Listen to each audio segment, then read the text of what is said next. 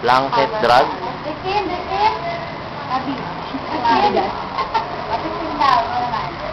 Ako na yung rekin.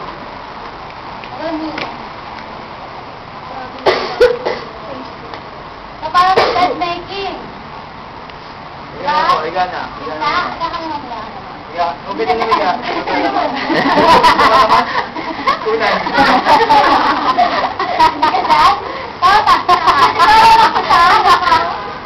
Mamaya, merong proper institution sa blanket drug. So, ito, blanket drug.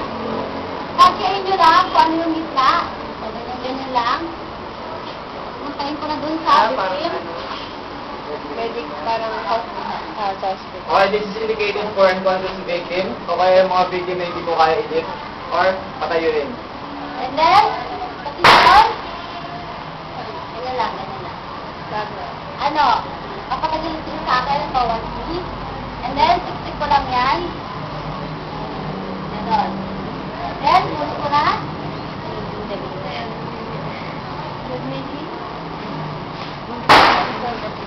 Mahirap. Kasi pag-iikot kayo sa kabilang side ng victim, malala lang sa ulo. Sa head part. Kasi pag natadyakan nyo, delikado. Okay lang yung baka matadyakan nyo. Paaga. Itabulin nyo na yan. Kahit ano, tenant or something.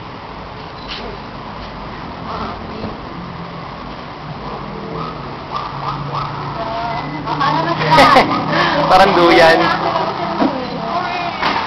Kaya lang ah.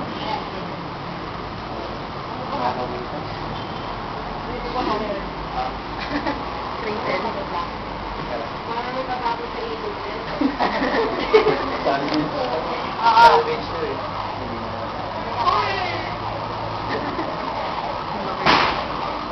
Then, pag nag-drag, dito, hindi mo siya nakikita, tama applicable. Siyempre, hindi ka mag-drag kung lubak-lubak yan. Major evacuation route, sa mga consideration natin, choosing yung methods of transfer. Hindi ako titingin dito. Ano yung magiging guide ko? Yung pa ako. Ganyan ako. Yes. Then, sila. Ano pa? May ganun talaga? Oo, ganyan siya. Ganyan. Ganyan na. Blanket dry. Drag. Ah, Drag. Drag.